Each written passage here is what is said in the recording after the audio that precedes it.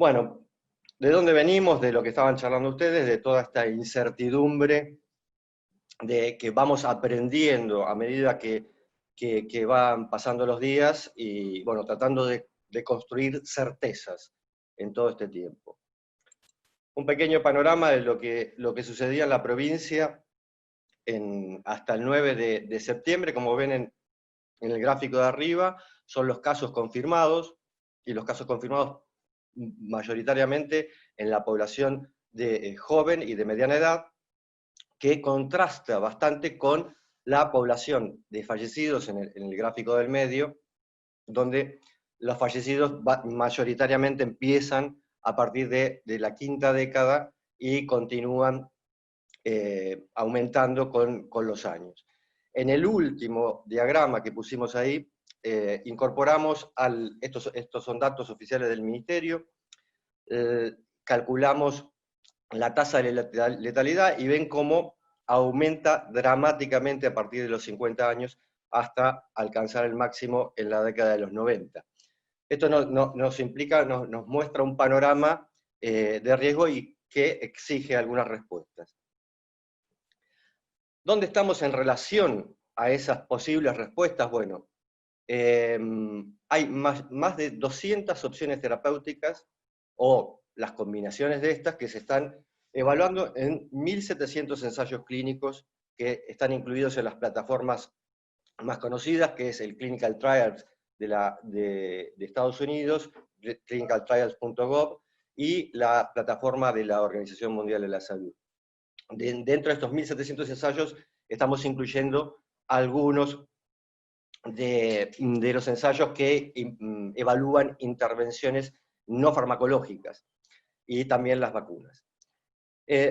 Entonces, a pesar de toda esta cantidad de investigación que se está llevando a cabo, más allá del tratamiento de sostén, que tiene probados resultados, siempre que hablamos decimos que hay un tratamiento que es el tratamiento de sostén, solo los corticoides han mostrado evidencia de beneficio en resultados críticos, es decir, lo que más interesa en este lugar es la reducción de la mortalidad que permite un uso efectivo y seguro.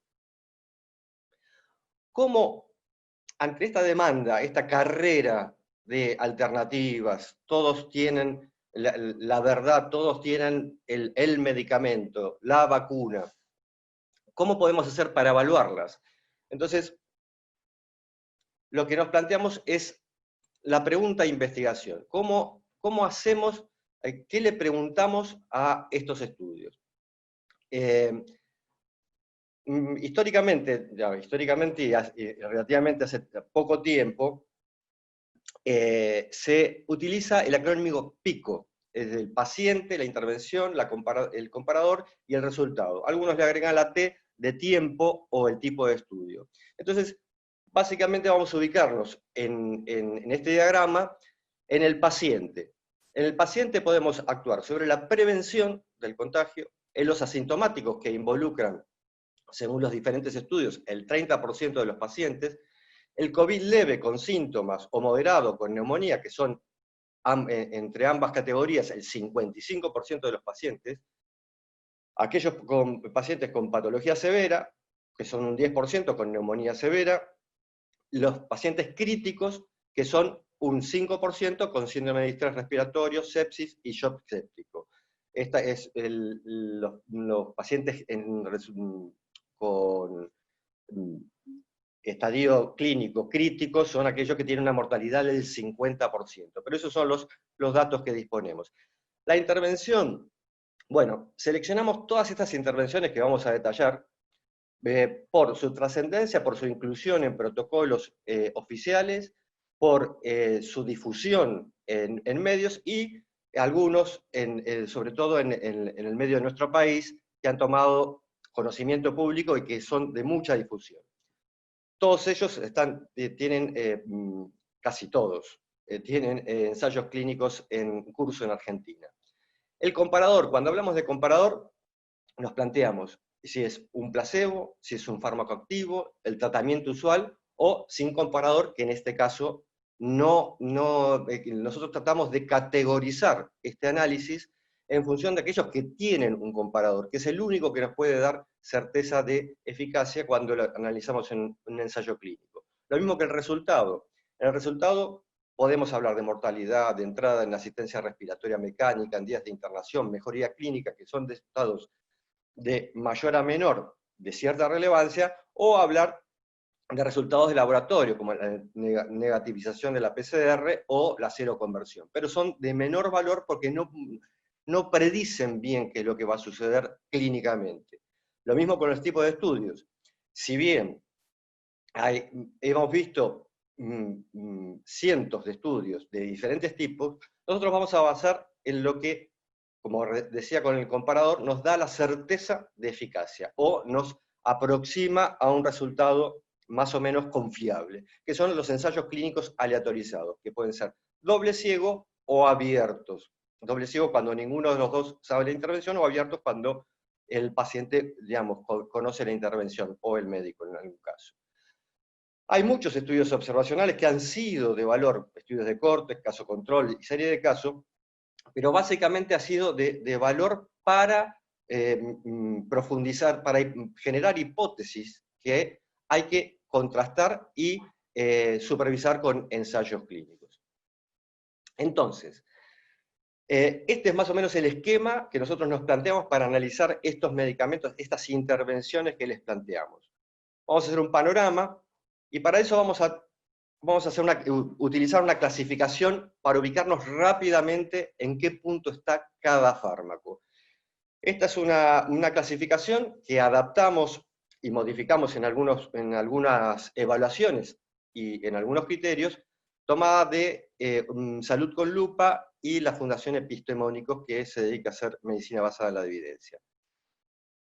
Centrémonos en el punto 4, en el neutro. Son los tratamientos de los cuales no podemos asegurar nada, y porque hay poca certeza, porque los datos son contradictorios, o en la mayor parte de los casos que vamos a ver, hay estudios en marcha, pero no hay nada publicado y no hay ningún dato disponible.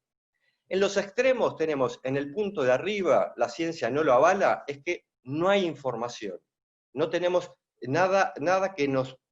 No hay ningún estudio, o ni siquiera se está probando ese fármaco o esa molécula candidata. En el otro extremo tenemos el punto 7, en el verde, el altamente efectivo, que es un tratamiento accesible, efectivo y seguro, y hay mucha evidencia. En las casillas intermedias, en los puntos 2 y 3, tenemos algunos que son poco prometedores, que no sabemos todavía si tiene beneficio, en el punto 3, pero no lo podemos abandonar, y en el punto 2, aquellos que ya hay bastantes datos para dejarlos de utilizar. En el otro extremo, el 5 es prometedor y el punto 6 es el listo para su uso. En el 5 hay datos que nos dan indicios de que esos medicamentos, hay estudios iniciales que nos dan indicios que pueden servir. Y en el 6 hay una fuerte, creciente evidencia de que esos medicamentos tienen alguna implicancia y que pueden modificar la enfermedad en algún punto. Entonces, establecido la anatomía de la pregunta, establecido más o menos esta focalización rápida de los estudios, vamos a empezar a analizar estos 14 medicamentos que hemos seleccionado para charlar con ustedes. En el primer caso, tenemos el caso paradigmático de la hidroxicloroquina. Les recuerdo que vamos a hablar en lo posible de ensayos clínicos controlados. La hidroxicloroquina es un caso que nos ilustra muy bien lo que estamos tratando de mostrar. Que es esto que, si volvemos a la tabla anterior, empezó con un 5, muy prometedor, a partir de los datos que nos daban los estudios de casos de Gautret en Francia y algunos otros estudios de corte que nos daban algunos resultados. Después pasó por un 4, y después pasó por un 3, y ahora, como ustedes ven, está listo para ser abandonado.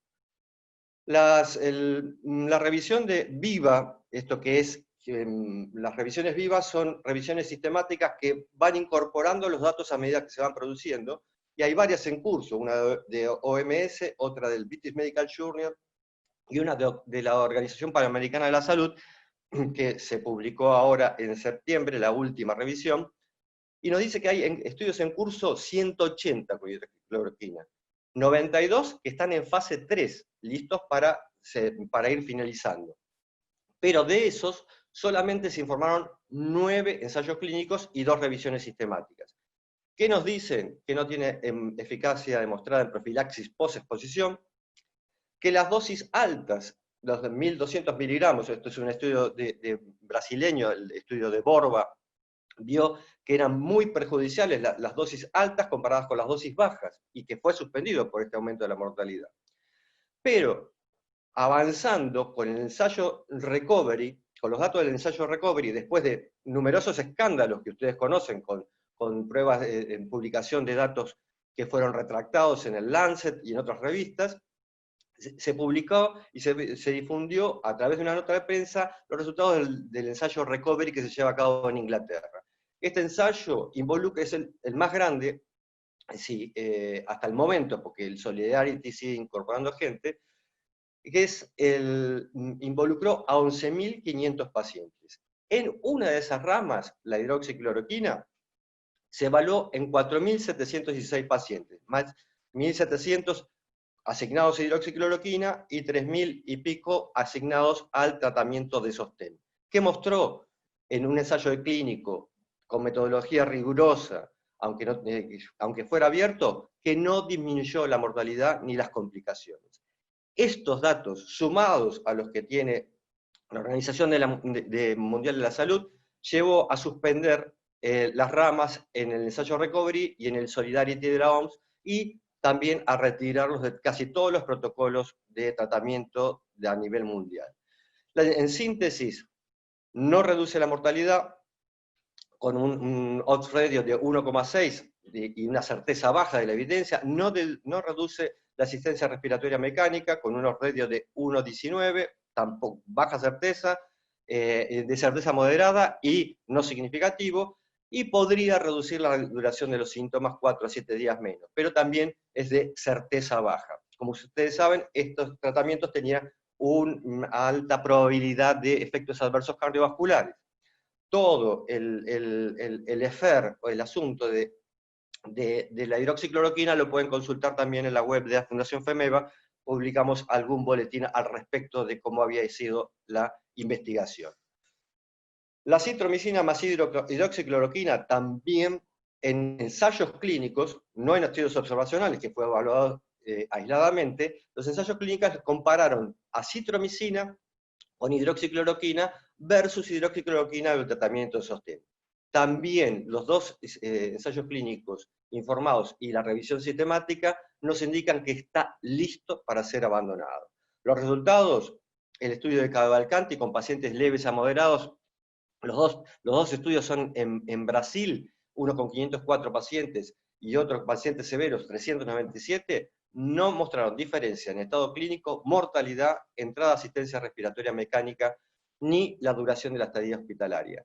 En relación a la seguridad, después del fallido estudio de Mera, ese que tenía 90.000 pacientes, se presentó la revisión sistemática de Violet, que incluye ensayos clínicos y estudios observacionales, y vieron que aumentaba la mortalidad con un riesgo relativo de 1,27 y con resultados significativos, incluyendo estos 7 estudios.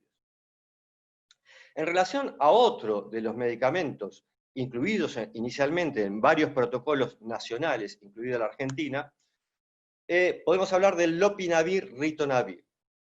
El lopinavir-ritonavir ya venía con algún traspié en el único ensayo publicado a fines de marzo, el de CAO, que incluyó a 190 pacientes, pero otra vez el estudio Recovery muestra datos a través de un comunicado de prensa que dan pie a que la Organización Mundial de la Salud, en el Solidarity y en el Recovery, suspendan las ramas por la falta de eficacia. En definitiva, lo que vio el ensayo Recovery es que no observó diferencia contra el cuidado usual en pacientes internados. La mortalidad a los 28 días era 22,1 en el lopinavir-ritonavir versus 21,3 en los cuidados intensivos. Tampoco hubo diferencias en la entrada de asistencia respiratoria mecánica ni en la duración de la estadía hospitalaria. Sí se vio que podía acortar la resolución de los síntomas en 1,1 días, lo cual no era suficientemente relevante, sobre todo viendo las otras variables. En definitiva, lopinavir y ritonavir y la hidroxicloroquina, que fueron los tratamientos antivirales sugeridos, 4 meses después, los ensayos clínicos bien realizados permitieron el establecimiento que no había un beneficio claro y por lo cual estas alternativas fueron descartadas. Entonces, ¿qué nos demuestra esto? La necesidad de realizar buenos ensayos clínicos y guiar las recomendaciones por los resultados, y no dejarnos llevar por datos inconclusos. Le cedo la palabra a mi colega Martín Urtazu.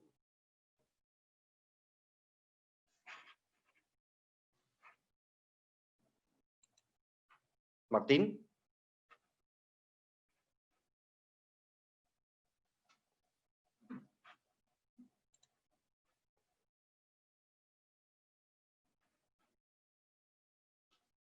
Bueno, un segundito.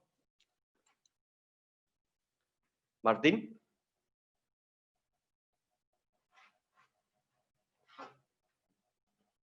No tengo comunicación.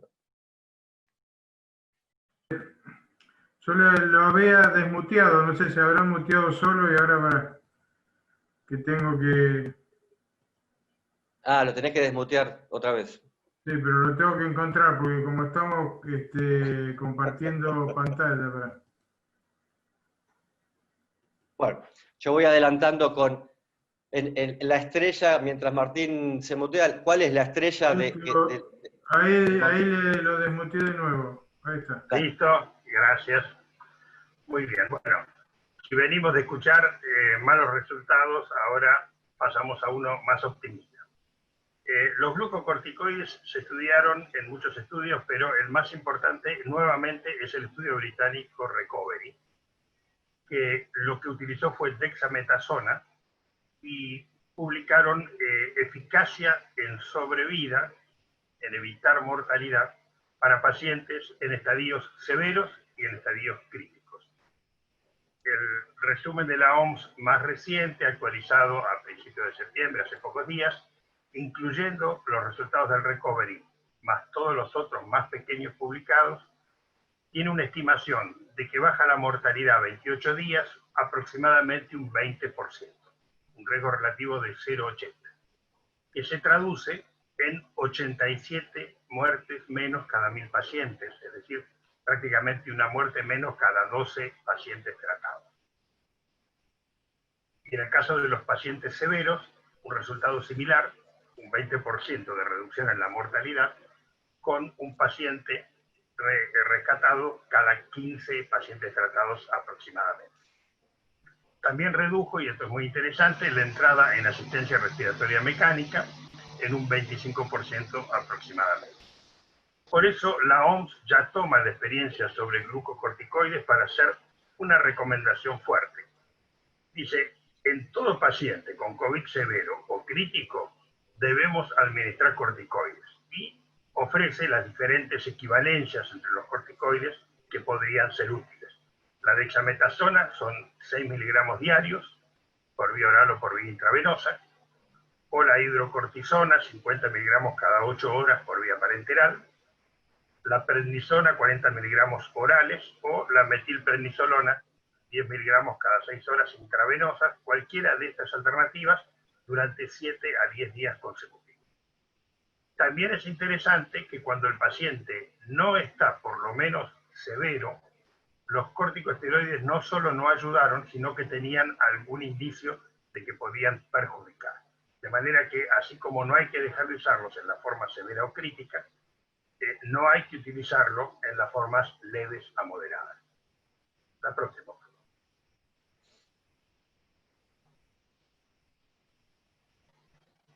El remdesivir de todos los medicamentos que comentamos hasta ahora, y de lo que vamos a comentar después, es el único que es verdaderamente un fármaco nuevo, es decir, que no estaba autorizado hasta ahora para ningún uso en particular.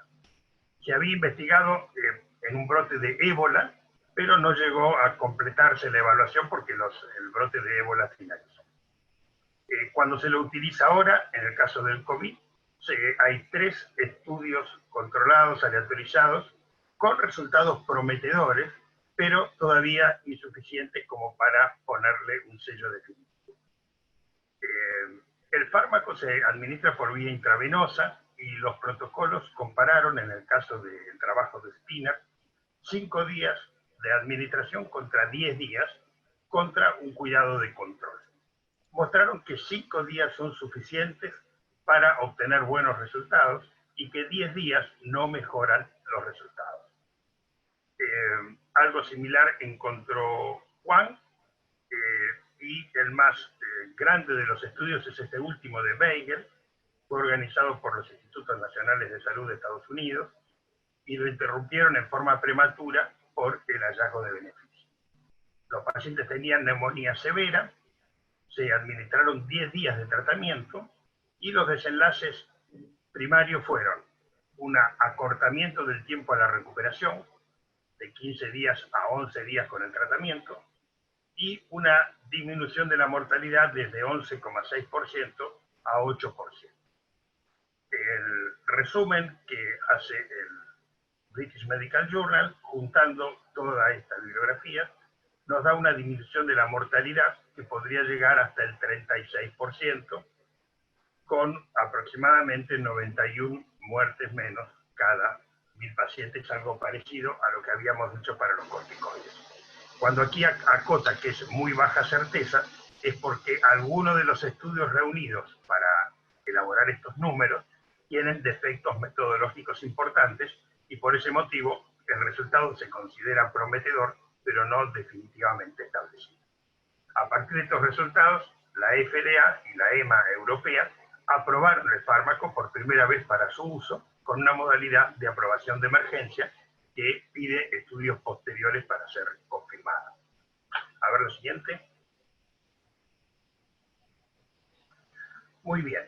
Con plasma de convaleciente empieza toda una serie de tratamientos donde vamos a poner la misma calificación de 4 o neutro, es decir, que todavía no sabemos si va a servir o si no va a servir.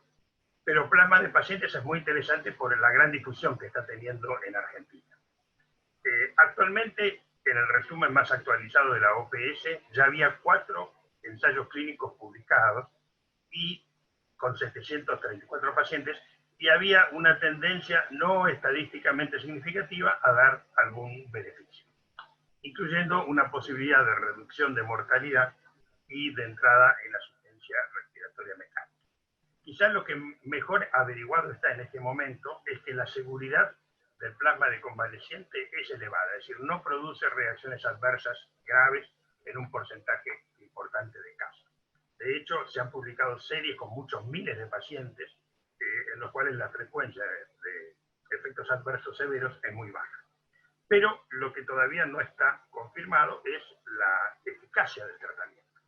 Dentro de Argentina tenemos una publicación del programa de Provincia de Buenos Aires con los primeros 272 pacientes, en las cuales, como no hay un grupo de control, de comparación, lo único que se puede decir es que fue bien tolerado. Pero no sabemos todavía si realmente agrega o no agrega beneficio. Fuera del programa de uso que está haciendo el Ministerio, que es un uso compasivo extendido pero sin comparador, hay algunas investigaciones, rigurosas ensayos clínicos que se están desarrollando en la Argentina, que vamos a mencionar al final, como para que quien tenga interés de contactar a alguna de estos centros de investigación pueda hacerlo. Ahora la siguiente, por favor.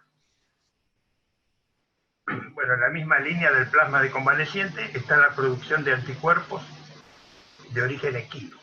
La ventaja es que la producción es mucho más elevada en concentración, en títulos, por supuesto en volumen, de manera que se estima que el suero del caballo puede ser 50 veces más potente que el plasma de convaleciente en cuanto a anticuerpos. En la actualidad, este tipo de tratamiento se hace procesando los anticuerpos del caballo para evitar la tradicional enfermedad del suero que habíamos estudiado en su momento, que era debida a la administración de anticuerpos heterólogos sin tratar. Actualmente estamos con un ensayo clínico registrado para aplicarle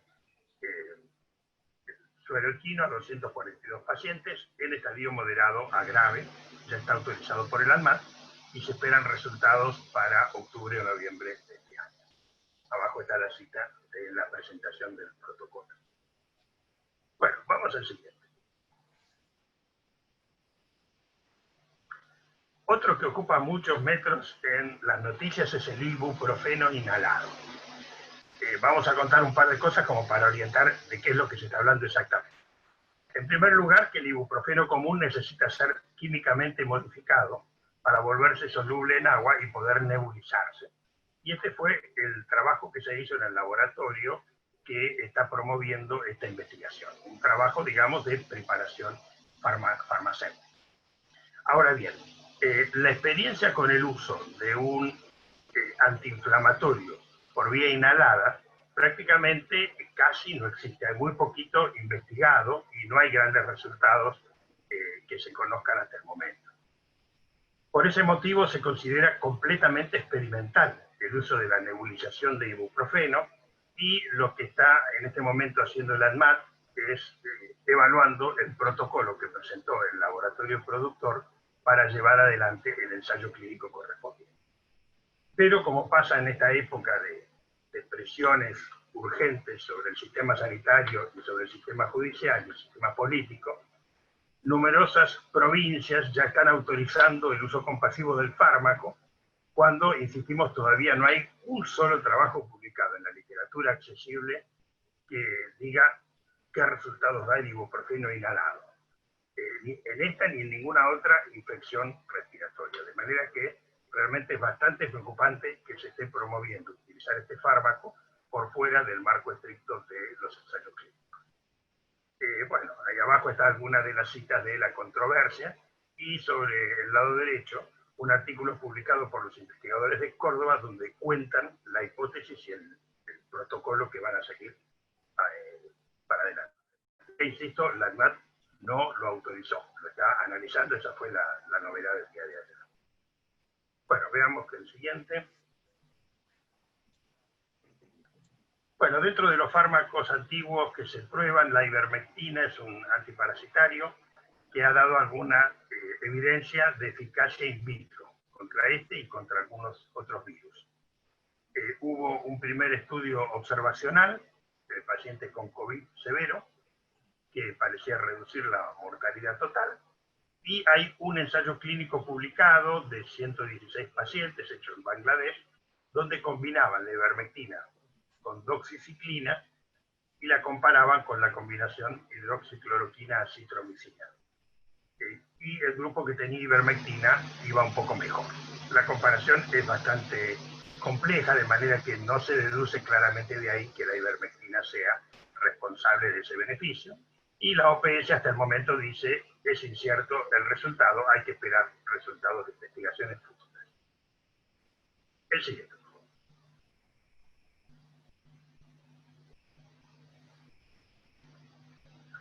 Bueno, la vitamina D, ustedes saben, aparece relacionada a un montón de resultados de salud, tanto en el orden infeccioso, como cardiovascular, como de salud ósea. Y tanto es así que se ha intentado ver si la administración de vitamina D mejora los resultados en el caso de COVID. Hay varias investigaciones en marcha, un solo ensayo clínico publicado, de Castillo, arriba, un estudio español, donde se estudiaron 76 pacientes en total, y se observó alguna mejoría de algún criterio de ingreso a terapia intensiva y de mejora de parámetros clínicos. Los propios autores concluyen que hace falta estudios más grandes con grupos apropiadamente emparejados para mostrar si realmente esto sirve o no sirve. De manera que es otro más de los que están por ahora en nuestra categoría neutro, que es no podemos saber. A ver la siguiente. Muy bien. Bueno, este es un estudio donde se trata de comparar para la colchicina, siempre por su actividad antiinflamatoria, en pacientes moderados y severos a los que se le administra una dosis de carga inicial y luego hasta 3 semanas de 1 miligramo diario de colchicina. Recordemos que la colchicina se usa en la gota por su efecto antiinflamatorio y la hipótesis es que esta actividad podría frenar las tormentas de citoquinas del COVID y mejorar los resultados finales. El estudio con 105 pacientes se hizo en Grecia y tiene algunos resultados prometedores como menor frecuencia de deterioro clínico, pero no llega a mostrar diferencia en mortalidad, ingreso en asistencia respiratoria mecánica o algún otro marcador cardíaco. También hay un estudio más pequeño todavía de 35 pacientes en Brasil, donde muestran también resultados secundarios, ¿no? Menor tiempo con oxígeno, 3 días versus 7 días, y una duración que se acorta de 8 días y medio a 6 días. Datos alentadores, pero todavía de muy baja calidad y con muy pocos pacientes, de manera que no podemos afirmar una tendencia. Hay muchos estudios en marcha que lo van a contestar. Ahora lo siguiente. Muy bien, nitazoxanida es otro antiparasitario como la ivermectina y también con cierta eficacia in vitro. Hasta ahora no hay publicado ni un solo resultado clínico, hay 17 ensayos clínicos en marcha, con toda una gama de gravedad, desde los pacientes en profilaxis o contacto, que ni siquiera están contagiados para prevenir el contagio, a pacientes ambulatorios y también a pacientes internados. Por el momento ningún resultado, de manera que es una incógnita futura. Adelante. Muy bien. Por esto de la tormenta de citoquinas mediada por una gran liberación de mediadores inflamatorios, se planteó si los anticuerpos monoclonales que se utilizan, por ejemplo, en la artritis reumatoidea o en otras enfermedades inflamatorias autoinmunes, podrían colaborar en frenar, apagar, disminuir las consecuencias perjudiciales de esta tormenta de citoquinas. Y los que mejor se ha estudiado hasta el momento son anticuerpos contra la interleuquina 6, como el tocilizumab. El propio fabricante organizó este ensayo clínico COVACTA, donde eligió tratar a pacientes severos, más de 400 pacientes, y después de una buena evaluación encuentran que no hay ninguna diferencia en el estado clínico ni en la mortalidad luego de un mes de haber empleado el fármaco. El propio laboratorio productor llega a la conclusión de que su medicamento no es apto para esta indicación. Hay, sin embargo, algunos otros estudios en marcha, en particular este estudio francés de más de 200 pacientes, cuyos resultados se aguardan para ver si coinciden con el anterior. Hay otros anticuerpos monoclonales, con esos nombres imposibles, dirigidos contra la misma molécula de interleuquina 6, pero ninguno de ellos ha publicado resultados. La calificación para el tocilizumab lo pone en el poco prometedor, en el sentido que la evidencia que se va mostrando no apunta a beneficios. Es interesante en relación a esta cuestión de la tormenta de citoquinas, que se midieron las citoquinas en las formas más severas del COVID y se compararon con lo que se encuentra en la sepsis o en el distrés respiratorio del adulto de otras etiologías, producidos por otros gérmenes infecciosos. Y lo que en realidad se encuentra es que el de COVID no es un nivel de citoquinas especialmente elevado.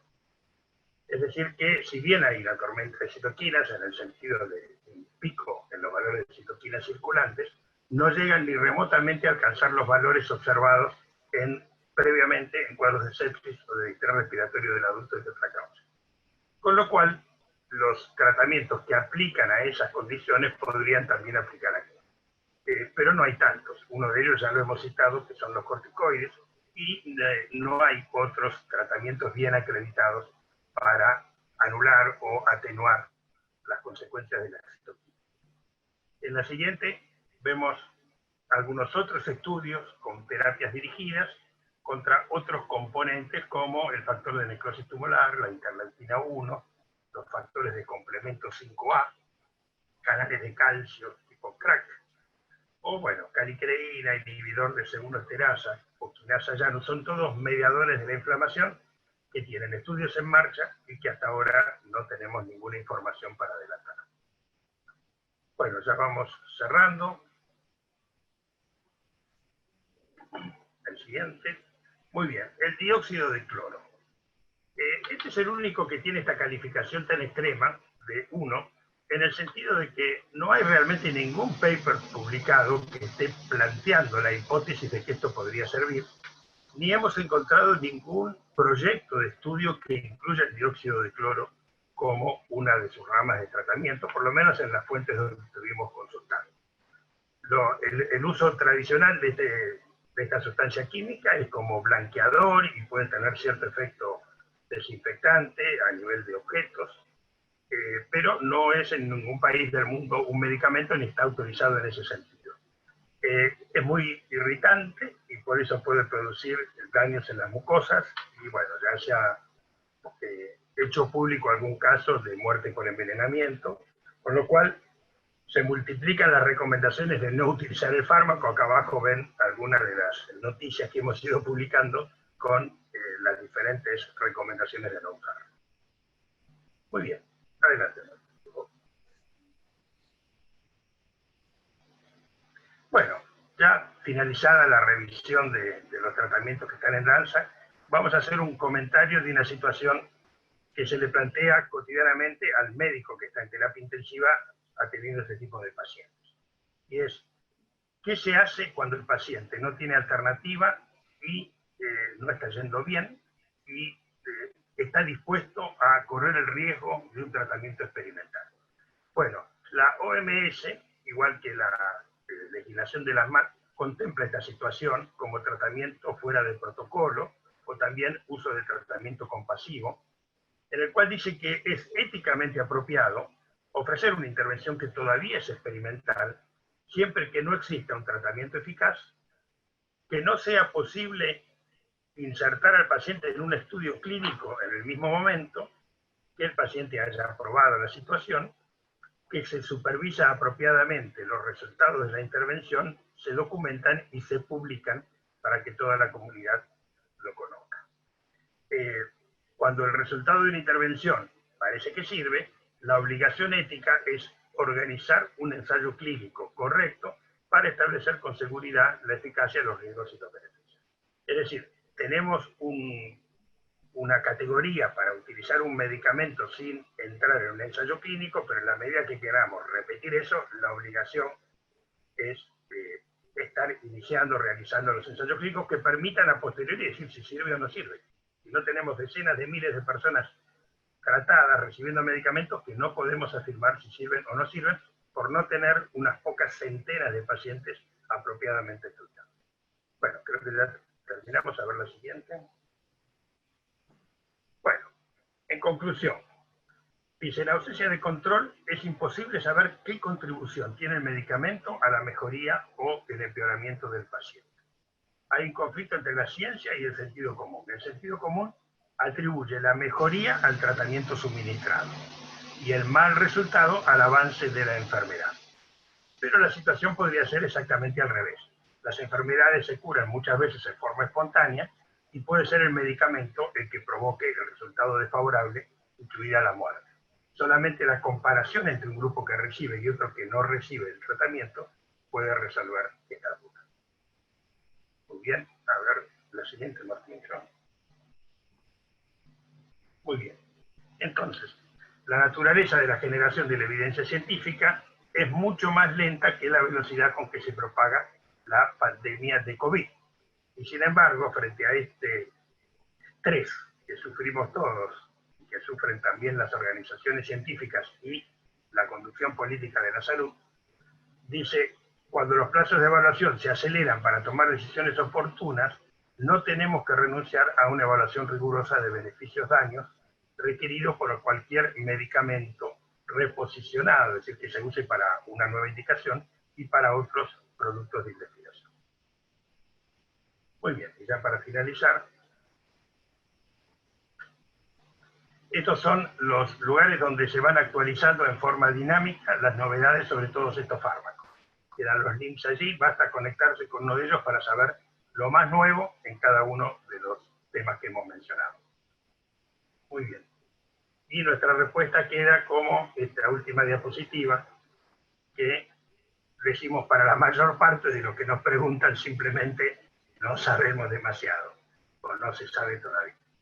Bueno, muchas gracias. Al final hemos dejado un listado de los estudios que se están haciendo en la Argentina, con las diferentes sustancias que están siendo investigadas, que como ustedes ven son un montón, y para cada una de ellas, las más destacadas, cuáles son los estudios concretos y las instituciones que lo están haciendo, por si el colega tiene interés en arrimarse a alguna de estas investigaciones o consultar, puede hacer su contacto. Muchas gracias por la